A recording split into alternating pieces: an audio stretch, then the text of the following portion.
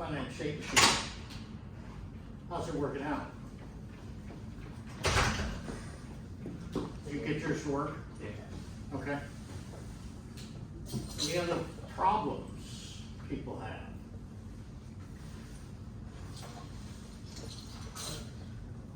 It seems like there's some confusion between some people. What is one hot encoding versus the other one? One hot encoding? Yeah, I saw some people optimizing their circuits. Really? Well, you could have run it through a implication table to see if it could be reduced. I don't think it could. There shouldn't be any confusion about what a one hot encoded finite state machine looks like. You have one flip-flop for each state. And off the state diagram, you can determine what the excitation equations and the output equations.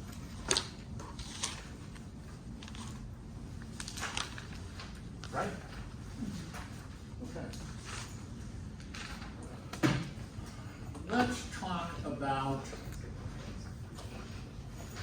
memory.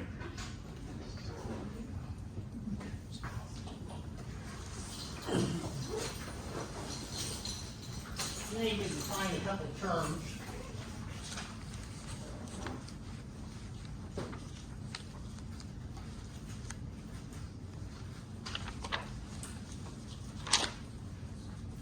Read is an operation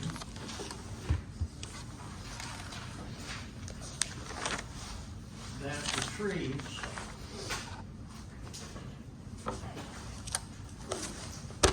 data from memory. And then we have a write operation, which is an operation that stores data in memory.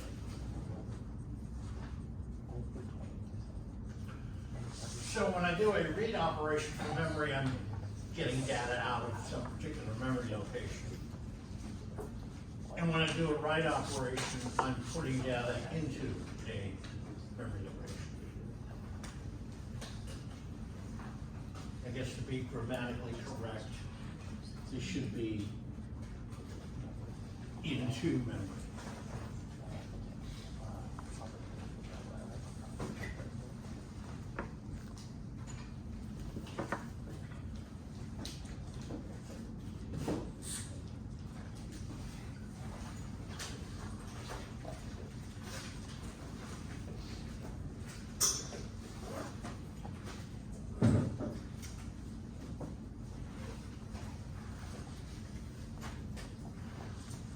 Read operations are non-destructive, write operations are destructive. Now, when I talk about destructive, I'm not talking about destroying the memory chip. What I'm talking about is integrity of data. So let's take the simplest possible memory. This will be a 1-bit memory, because we're only going to be storing 1 bit of data. And that would just be a D flip-flop.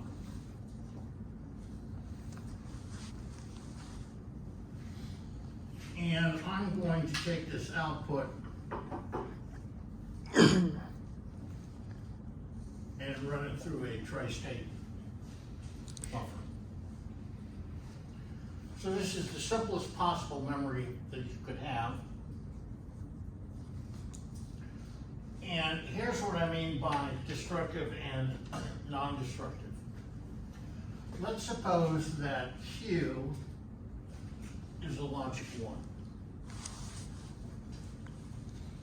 And on this tri-state buffer, this control line I'm gonna refer to that as a read.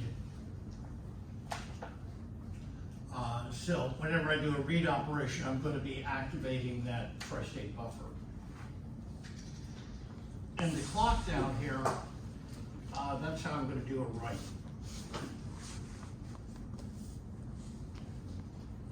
Okay. So let's suppose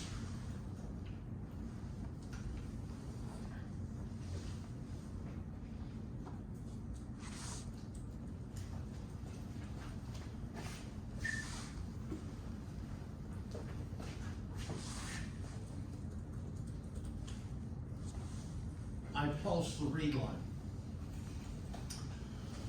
During the time period that this is a logic 1, that tri-state buffer is activated, and so a logic 1 will appear on the output. Now I can come back 38 seconds later and pulse that read input again, and again I'll read a logic 1 out there. Every time I pulse the read line, I'm going to get a logic 1 out there. I am reading the data that was stored in this 1-bit memory device. It's not destructive in the sense that it doesn't matter how many times I read this. I could read this thing 10,000 times, and I'm not destroying the integrity of the data. That logic 1 is going to remain there. So we say that read operations are non-destructive.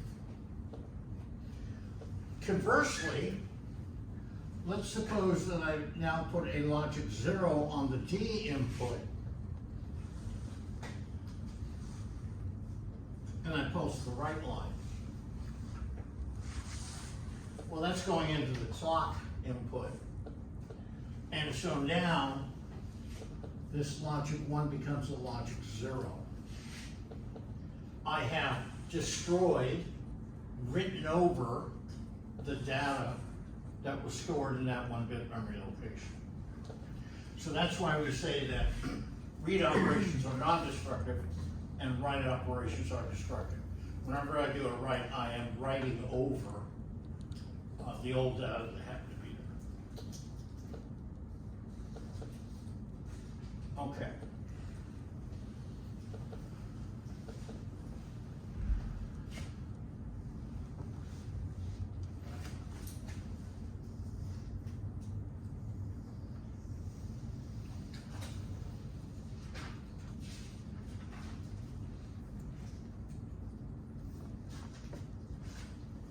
There's Beaverton.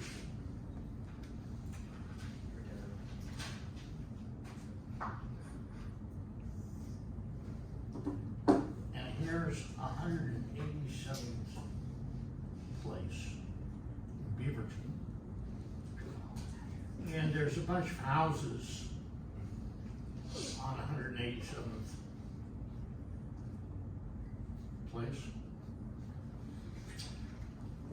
And this is address 101, 103, 105, 102, 104, 106, and so on. So he's really a great guy, and he's going to invite us over to his house for a beer and pizza party after class. So we need to know where he lives. And let's suppose that he lives right there. Now, for us to know where this beer and pizza party is, the only thing he has to tell us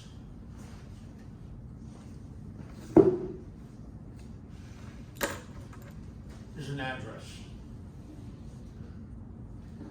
Now, the reason why that information alone is sufficient, 102, 187th place in Beaverton. The reason why that's sufficient information is this address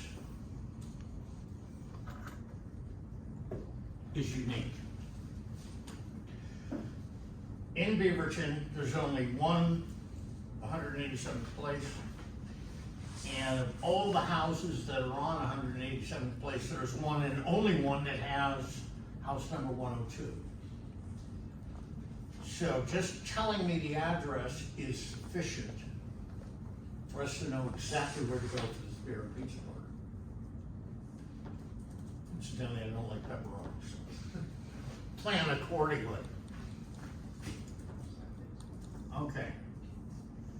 So here is a memory chip.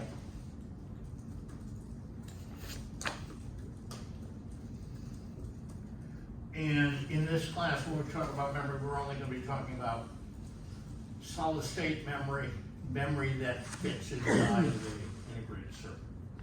So we're not going to be talking about tape memory or disk drives or anything along that line. Okay, inside this memory chip, these are various memory locations, and there might be thousands of them. And we're going to assume that I can do read and write operations at any one of those memory locations. Now I need some way of specifying which memory location I want access to for this read or write operation. So what we're going to do is with each one of those memory locations, associate an address. So this might be memory location 100, this might be memory location 2027, and so on. And the way this is going to work is I'm going to assume that all of those addresses are unique. This memory chip has address 100. There might be 64,000 memory locations inside this chip. Only one of them is going to have address 100. So since each memory location has a unique address, I have a way of telling the chip which specific memory location I want access to. In effect, what I'm going to do is I'm going to give this memory chip an address. And we'll see how to do that shortly.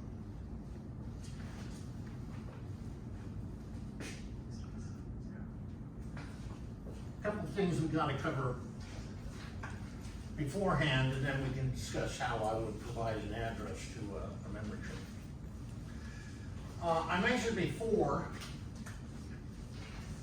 that you need to be familiar with the integer powers of 2, memorizing 2 to the 0, 2 to the 10th, and then 2 to the 16th, 2 to the 20, and 2 to the 30.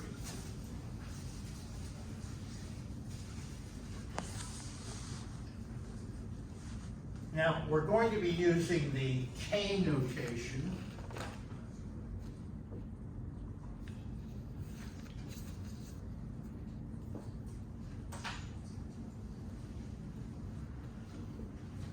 Where 1024, which happens to be 2 to the 10th, is referred to as 1K.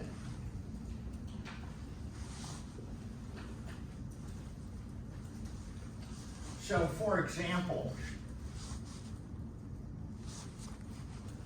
2 to the 16th is 65,536.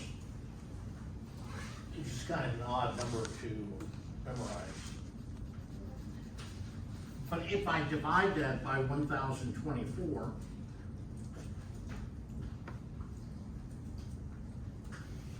turns out to be 64K. 64,000, 64K. So it's a lot easier to remember 64K than it is 65,536.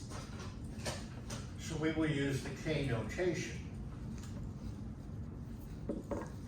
Now the nice thing about the K notation is you can fill in the rest of these numbers without having to memorize what the exact values are, like you do 2 to the 0 through 2 to the 10. Because every time I increment that, it doubles. So if 2 to the 16th is 64K, what's 2 to the 17th? 128K. And 2 to the 18th would be doubled again, 256K. Every time I decrement that, I cut it in half. So if 2 to the 16th is 64K, 2 to the 15th is 32K. And so on. So the K notation makes it a little bit easier to work with. And that's the reason why the K is used. 2 to the 20th happens to be 1 meg. In this K notation scheme. So 2 to the 22nd is 4 meg. And 2 to the 19th is half of that. It's also 512K. All right? So we will be using this K notation.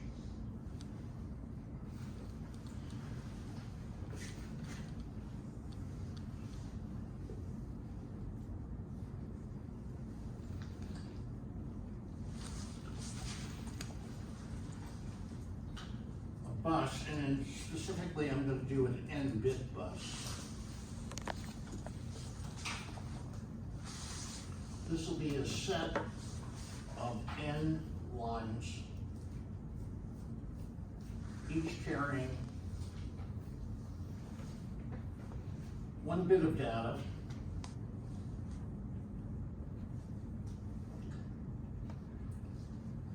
and all lines serve a common purpose.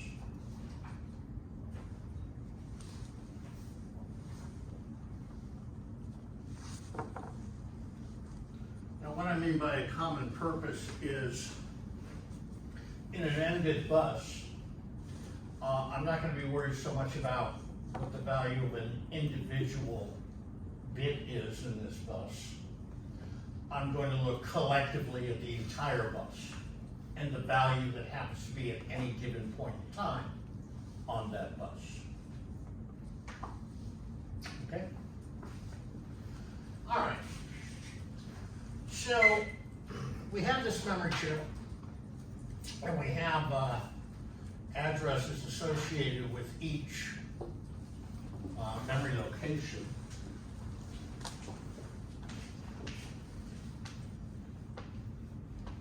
So let's suppose I have a memory chip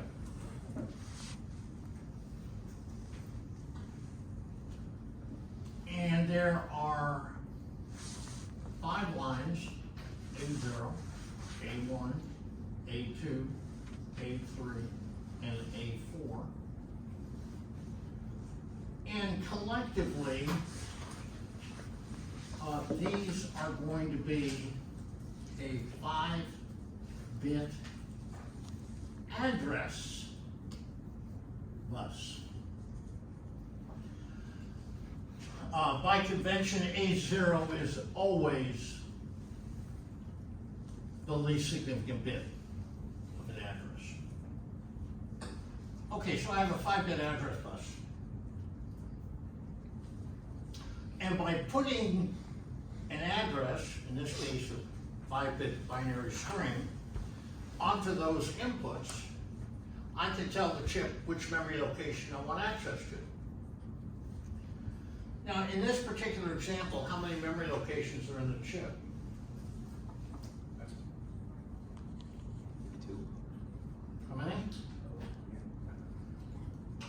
Somebody who doesn't know, tell me the answer. How many memory locations are in this chip? 32.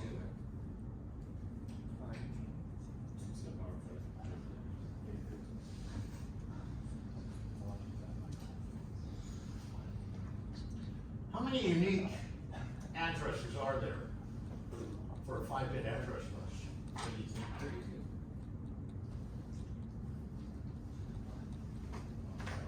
Well,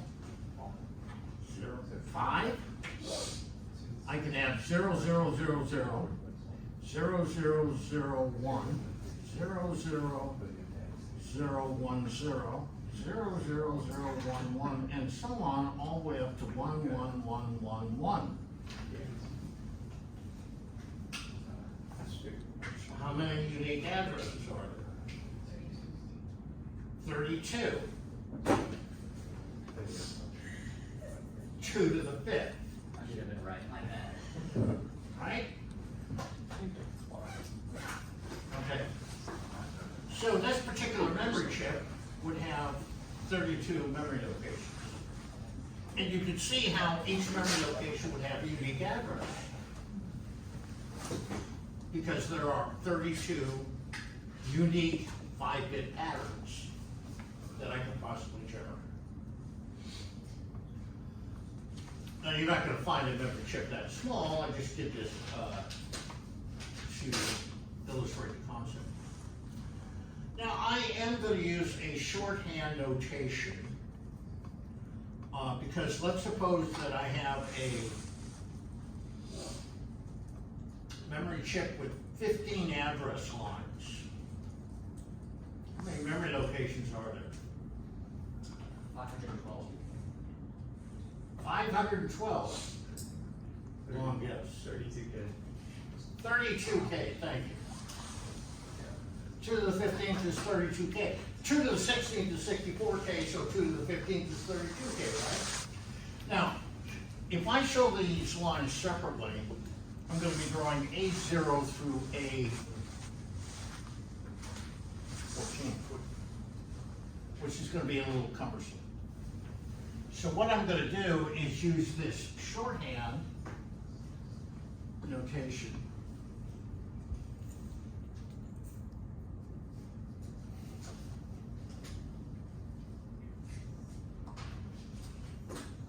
This is my memory chip.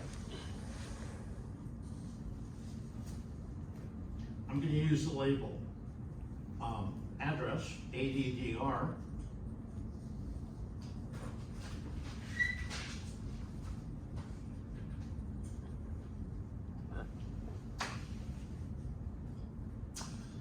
So I'm just going to draw a single arrow. The arrow shows that this information is going into the chip. I have a little tick mark in N, and N was, this is a notation to indicate a bus, and that's how I'm going to indicate the number of lines in that bus. So this particular chip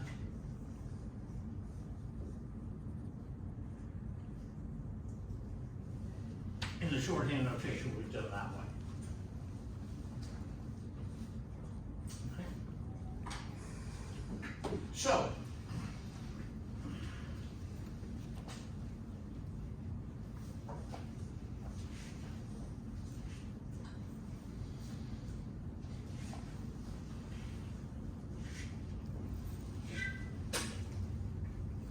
everybody's copied down this address so I could erase this.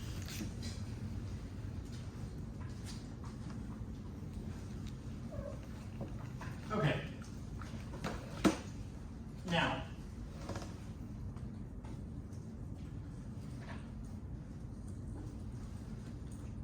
each memory location is going to store a certain number of bits. And in the memory chip, all memory locations store the same number of bits. So you're not going to find a memory chip where one location stores 1 bit of data and some other location stores 8 bits of data. They all store the same amount of data in terms of number of bits. So to indicate that, this incidentally will be my address bus. And here I'm going to use data.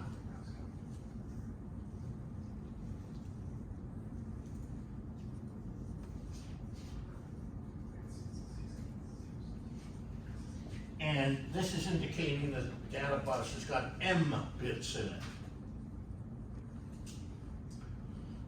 1 bit for each bit of data in the memory location. Now this is a two-sided arrow, two-headed arrow, indicating that data can go either way. If I am reading, then data is going from left to right. It's coming out of the chip. If I am writing, I'm putting data into the chip, so that'll be from right to left. So that's why there's a double arrow there. Now some memory chips are read-only, and so they'll only have a single arrow, the right one in that particular case. But we'll discuss that more shortly. Okay, so through the address bus, I will state what memory location I want access to. And then depending on if I'm doing a read or write operation, I'll be using this mbit data bus. So there's a notation used to indicate how the chip is configured, telling you how many memory locations there are and how much data is stored in each location. And it is expressed as a product. Now you don't do the multiplication. This is the notation used. A here will tell you the number of locations inside the chip. And this number tells you the number of bits per location.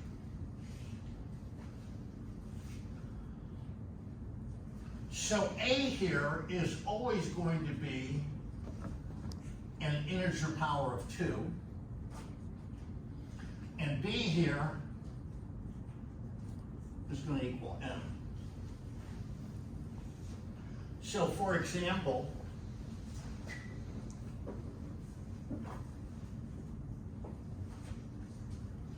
if I say that the memory chip is 16K by 8, there are 16K worth of memory locations in the chip. And each memory location is storing 8 bits of data. Now,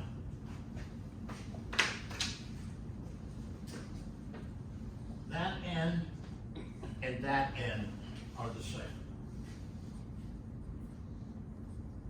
So, for my 16K by 8 memory chip, how many data bus lines are there? 50. Who said 3? It's 8. 8. That's an integer. That's not an integer power of 2. It's an integer. So you have 8 data lines. How many address lines do you have? 14.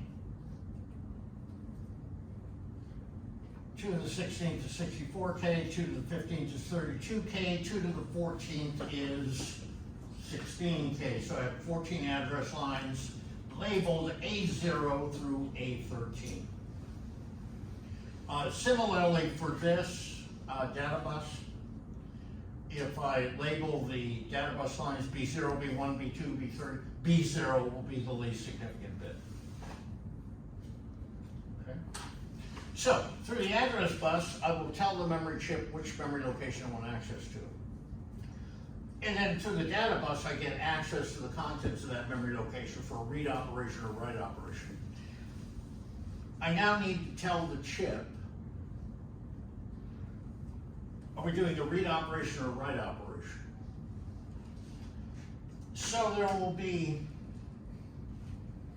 2 pins of interest.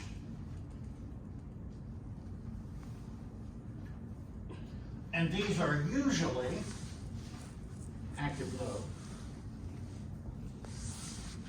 That'll be for write. And that'll be for read. So I can provide an address. If I'm gonna do a read operation, this line, this input will be brought low. And after a certain period of time, propagation delay, the contents of the memory location that I specified on the address bus will appear on the data bus lines. Now, if I'm gonna do a write operation, again, I have to specify the address. I would put on the data bus the data I want to store in that particular memory location. And then I would bring the write line low. And the memory chip would then take whatever data is on the data bus and store that in the indicated memory location. We're going to be taking a look at the timing diagrams a little bit later in this lecture. All right, everybody see how that works? Okay, one other thing.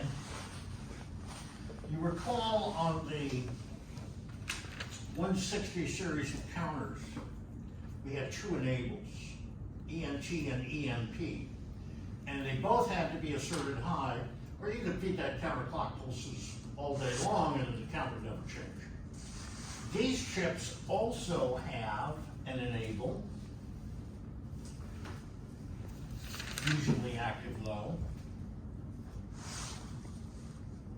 Now, CE is going to stand for chip enable. Some manufacturers use CS, standing for chip select. It's why some manufacturers use CS and one uses CE, who knows? It's just a personal choice, but it's the same function. To get this particular chip to respond to a read or write command, the chip has to be selected.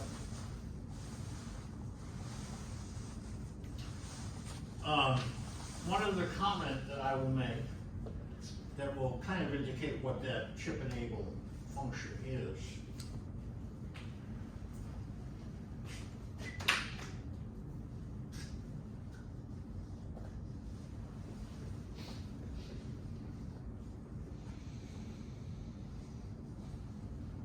The data bus lines are tri-stable. So there's tri-state buffers inside the chip. And part of the function of this chip enable is to serve as a control input to those tri-state buffers. So the outputs are going to float high impedance state on a read operation unless the chip enable is served. And then on write operations, unless the chip enable is asserted, the chip is prevented from modifying the contents of any memory location. Okay? Does everybody understand those concepts? Great. So let's talk about some different types of memory chips. And I'm going to be talking about the type of chip without respect to the actual size. Doesn't matter if it's a 32K chip, a 256K chip, or whether there's 1 bit of data or 16 bits of data per memory location, we don't care. Now there's going to be a whole bunch of acronyms here. Acronyms I expect you to know.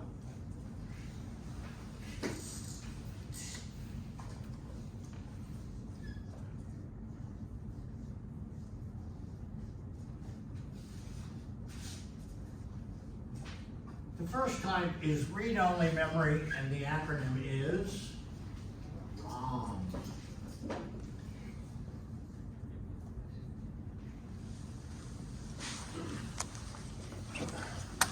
This is the device that you can only read from. So if you stop and think about that a minute, if I can only read from the chip, how did the data get into the memory locations in the first place? Well, the way that is done is the data is stored in those memory locations at the time of manufacture. So if you're going to order ROM memory, you need to provide the chip manufacturer with a file stating, I want this data stored in this location, this data stored in that location, and so forth. Now, ROM memory can be cheap, but it's only used if you need a lot of chips with that data stored. What do I mean by a lot? Probably hundreds per month, maybe thousands per month. And the reason why is because the chip manufacturer is going to charge you a setup fee. And the setup fee might be, for the sake of discussion, $15,000. Now, I'll sell you the chips at $3 a piece, but I'm going to charge you $15,000 for setup. So obviously, if I only need 5 of these chips a month, because whatever I'm producing only needs that amount of memory, this is probably not cost effective. On the other hand, if you're selling a product and your sales are 200 or 300 per month, this might be cost effective. Now, you could infer from this that you better make sure the data that you tell them is correct. Because if it's wrong, give them another file, pay another setup fee, and then you can buy the chips. Okay. So you would only use read-only memory in high volume. Yeah. So, like, for an example of a kind of thing that would use read-only memory, like maybe, I don't know, for example. Here, I'll give you an example. Let's suppose I have a small embedded system that goes into Ford F-150 trucks. And every Ford 150 truck has got this small embedded system that, say, runs the, I don't know, the electronic console with that fancy touchscreen display and everything. Every Ford 150 is going to need this embedded system in there. How many Ford F-150s does Ford produce every month? A lot. To get a full board. Okay. So in that particular case, that would be cost effective. On the other hand, if I am building, let's say, magnetic resonance imaging, MRI machines, I may only sell half a dozen of those a month. Those are very high cost items. Maybe ROM memory would be suitable for that, except it's not very cost effective if I only need 10 or 12 of those chips a month. Now, as you would suspect, since this chip is programmed at the time of manufacture, that the data is in there and it's not going anywhere. And we give that a term.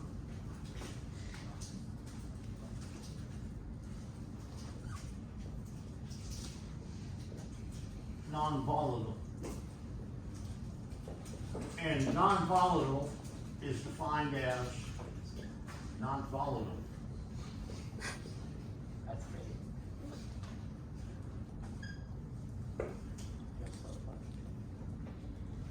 So then the definition of volatile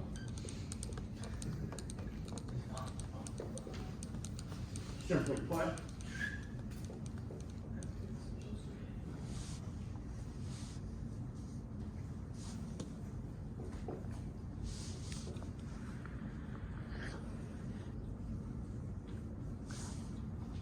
lose power and you lose data. Which means that if you turn the system off, that data's gone. When you power it back up again, the contents of the memory are just random.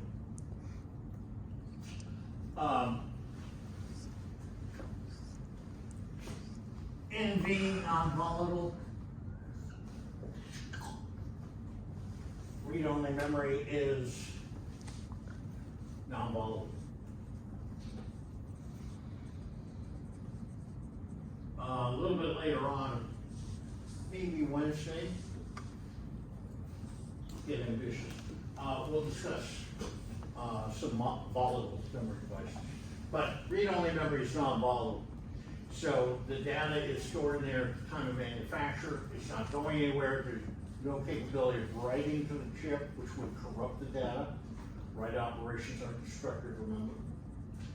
And so if I cycle the power on the system and stuff that's raw memory, I'm not going to corrupt the data. It'll still be there when I power the system on. Okay, so, and incidentally, as far as an application where the data that's in there would be used and it's not subject to change is like your applications code. My application is going to change. If I go back to my example of the embedded system that's controlling the display on the Ford F-150, that's operation is always going to be the same. And so there's no need to update any of the contents of memory locations unless, of course, there's a bug and truck gets recalled to correct that. But in that particular case, the application is not going to change. And so the application code that's running that display is not going to change. And so that's suitable for a non-volatile memory. Yeah. Do companies use this, ever use this for preventing, software modding of, say, your truck? Like, if it's all read-only memory, you can't really update the memory, right? And then you can modify the software? I'm going to come back to that question on updating. Because we're going to be looking at a memory in today's lecture that is quite suitable for that, where there may be periodic upgrades. It's non-volatile memory, but you can actually do the upgrade. But we'll come to that ship a little bit later. Okay, so this capability of the non-volatile memory, we don't expect the data to change, the applications code to change, etc. That's nice, but that's got cost implications. What happens if I like that capability of having the non-volatile memory, but I'm only going to need a dozen of those chips a month? So ROM is not cost effective. So we come to the next device, which also will be non-volatile.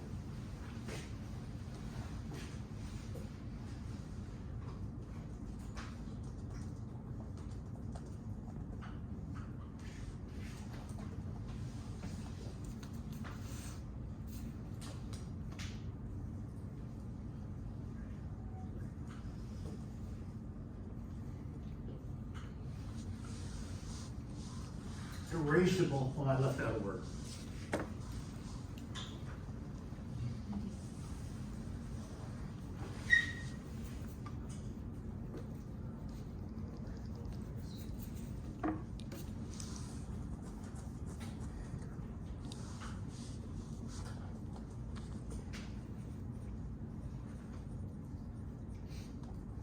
Erasable, programmable, read-only memory,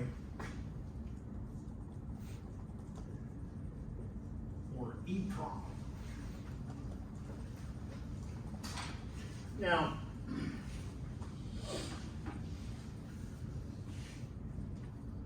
the EEPROM is functionally identical to ROM, but as the name implies, the device can be erased and reprogrammed. The difference is the programming of data into memory locations for ROM is done by the manufacturer, the guy who's selling you the chip. These you do in your company. So specifically, I would have on a computer, for example, the file of what data I want in what memory location, and then I would have a programmer, and I'll show you one shortly, in which I can program the chip. Before I program the chip, I have to erase the chip. So what is erasing?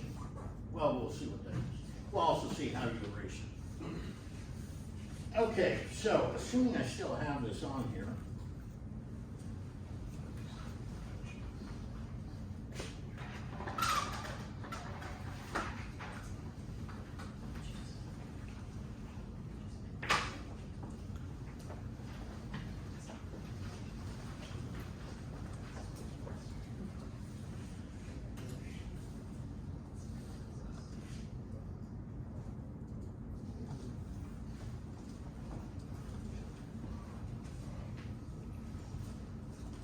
Let's go to supplementary material.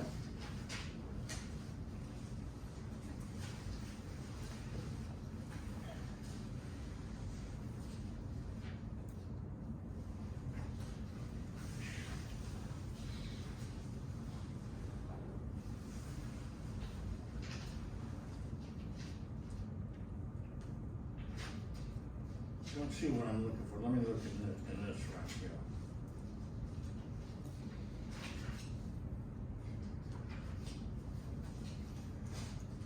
Nah, I can't find what I'm looking for. So let me do this.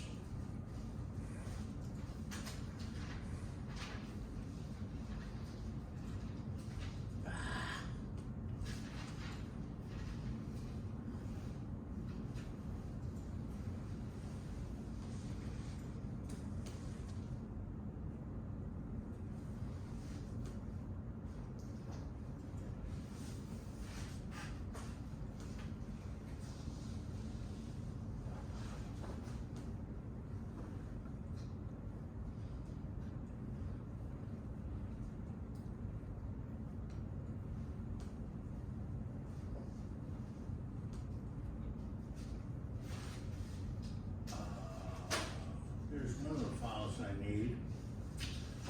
So, I've got a couple files I gotta put on campus. I will do that tonight.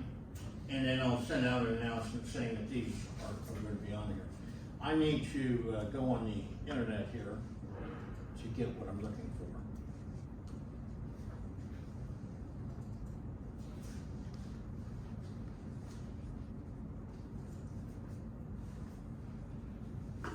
I'll use Microsoft Edge just so I have a different browser.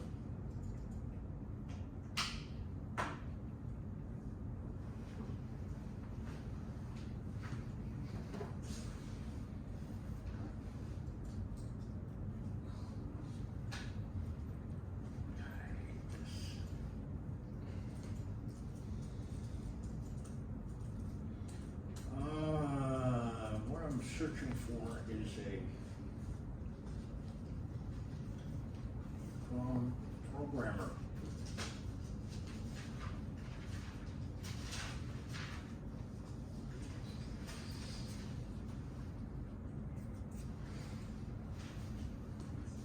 Okay, so here's an EEPROM programmer, and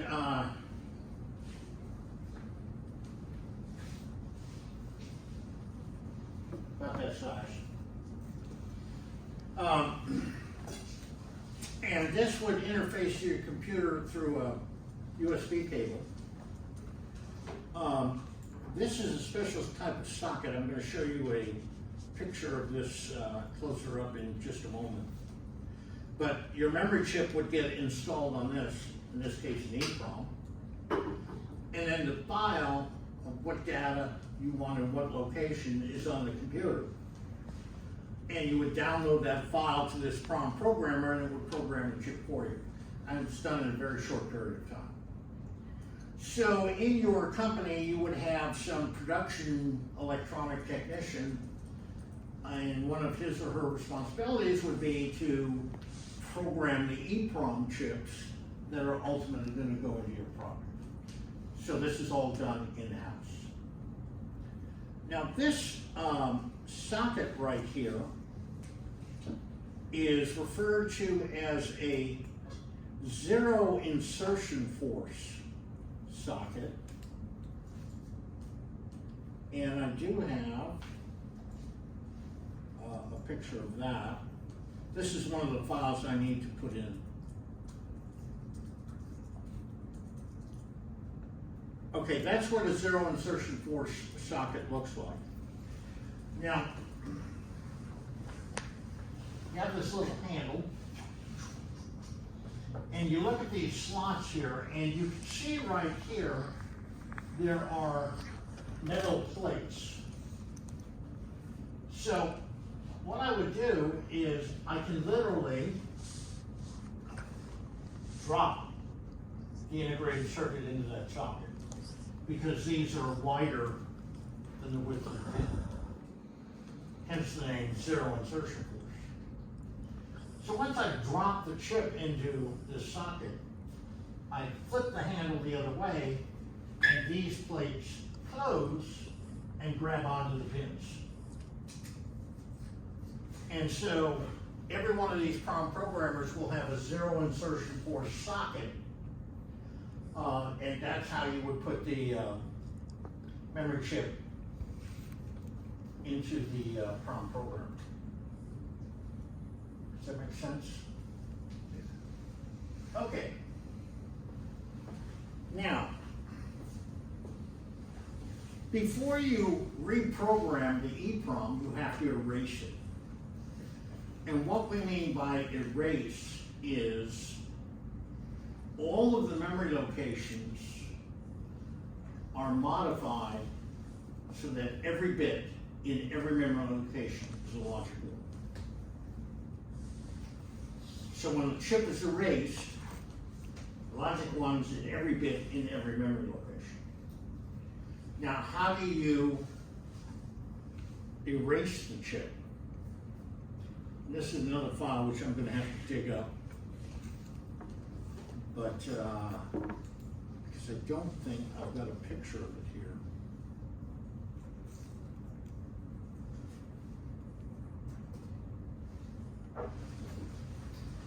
Oh, I do. Oh, I do have the files. These are the three files I'm going to put in. EEPROM eraser, EEPROM programmer, and zero insertion force socket. So if you go to the EEPROM programmer, there you go. And again, this would be connected through a USB cable to your computer.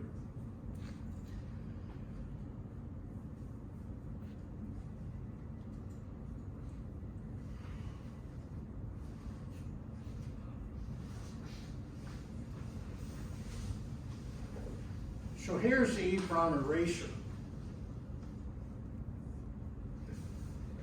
Now that EEPROM eraser is about the size of a loaf of French bread. And you see there's a drawer here, and you pull the drawer out, and there's that black conducting foam in there, and you just stick the memory chip anywhere in there. And you can see where a chip is in there. Once you've got the EEPROM chips in there, you close the door. This is a little cookie timer. You dial in how much time you want to erase the chip. And typically it takes between 20 and 30 minutes, and it'll erase the chip for you. Now, the way that you can always tell if a memory chip is an EEPROM, this will be a top view of the memory chip. You'll see a glass window on top of the chip. And if you look through that window, there'll be a little square in there that's usually silver, and that's where the memory locations are. inside of that EEPROM eraser is a black light.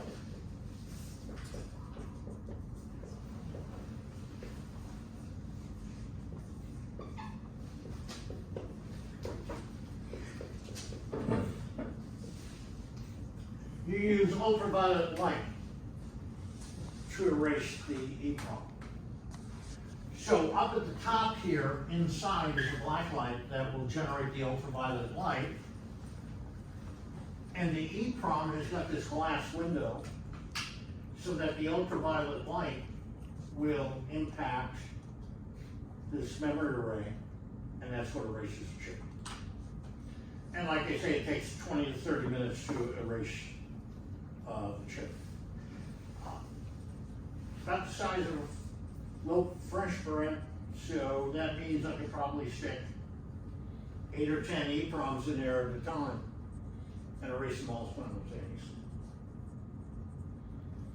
So the EEPROM has all the advantages of the ROM.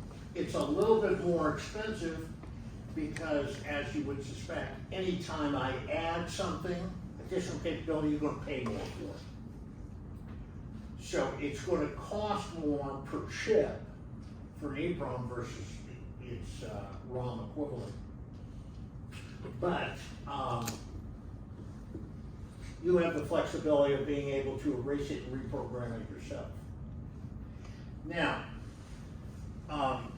just so that you're aware of this, let's suppose that the product that I am going to be selling will use ROM memory. During the development phase, I'm probably going to be going through different iterations of the data that will be stored in that ROM memory. So I'm not going to do my development using ROM chips. I will do my development, my testing, using EEPROM chips, because I get to erase them and reprogram them. And then once I'm satisfied with the information that's in the EEPROM, now I can go to the chip manufacturer and buy my ROMs. So you would do development using EEPROMs, even though in the target device that's ultimately going to be sold, there'll be ROM chips used. Okay? 5-minute break. Yeah. Given that there's the glass window and that it's erased using UV, do EEPROMs need like specific enclosure design to make sure they don't get erased if they're like left out? Oh, okay, that's a good question. Let's suppose that this printed circuit board, to get a worst case, let's suppose that this printed circuit board is not in a enclosure and it's used outside, so it's exposed to sunlight. That would corrupt your data. Yeah. So what happens in that particular case is you will get a little opaque cover that you just glue on there, and that'll prevent the chip from erasing. And then if I have to reprogram it, I got to pry off that little thing, stick it in the EEPROM eraser, and then reprogram. Okay? Second 5-minute break.